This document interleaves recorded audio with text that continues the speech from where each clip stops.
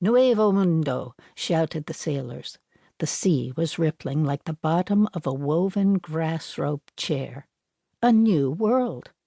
Taking out their finest satins and putting on new armor, the commanders of the little party ordered boats to be made ready and the royal standards of Aragon and Castile to be taken into men, meanwhile feeling the balmy air and seeing green and ashore for the first time in 2 months, were greedily talking of fresh fruit. After their monotonous and meager diet of meat, of milk, of a chance to walk free in the air, to escape their commanders, and of women. Yes, perhaps there would be women, beautiful savages of manifold charms. But most of all they were filled with the wild joy of release from torment of the mind. For not one among them but expected to be eaten by a god or a monster long since, or to have been boiled alive by a hypertropical sea. Excitedly they went down the ladders and took their places at the words of the boatswain, spoken in the Castilian tongue.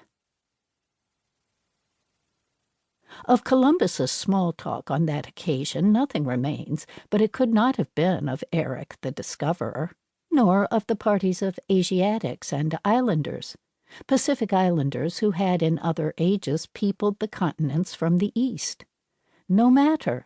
Nuevo mundo! Had shouted the sailors, and Nuevo Mundo it was, sure enough, as they found out as soon as they had set foot on it, and Columbus had kneeled and said prayers, and the priest had spoken his rigmarole in the name of Christ, and the land was finally declared taken over for Ferdinand and Isabella, the far-distant king and queen. Yes, it was indeed a new world. They, the product of an age-long civilization beginning in India, it is said, and growing through conquest and struggle of all imaginable sorts through periods of success and decline, through ages of walkings to and fro in the fields and woods and the streets of cities that were without walls and had walls and burst their walk and became ruins again, through the changes of speech, Sanskrit, Greek, Latin, growing crooked in the mouths of peasants who would rise and impose their speech on their masters, and on divisions in the state and savage colonial influences, words accurate to the country, Italian, French, and Spanish itself, not to speak of Portuguese. Words! Yes, this party of sailors, men of the sea, brothers of a most ancient guild, ambassadors of all the ages that had gone before them, had indeed found a new world.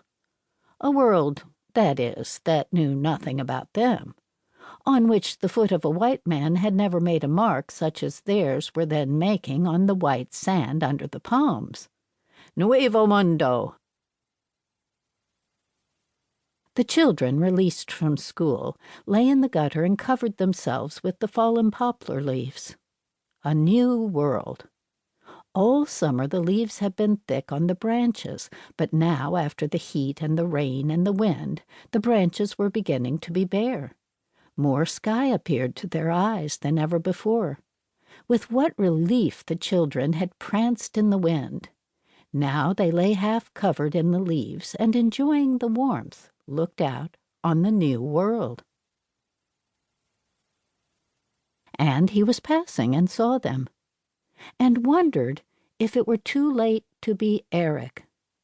What a new world they had made of it, with their Cortezes, their Pizarros, yes, and their Lord Howes, their Washingtons even, the Declaration of Independence.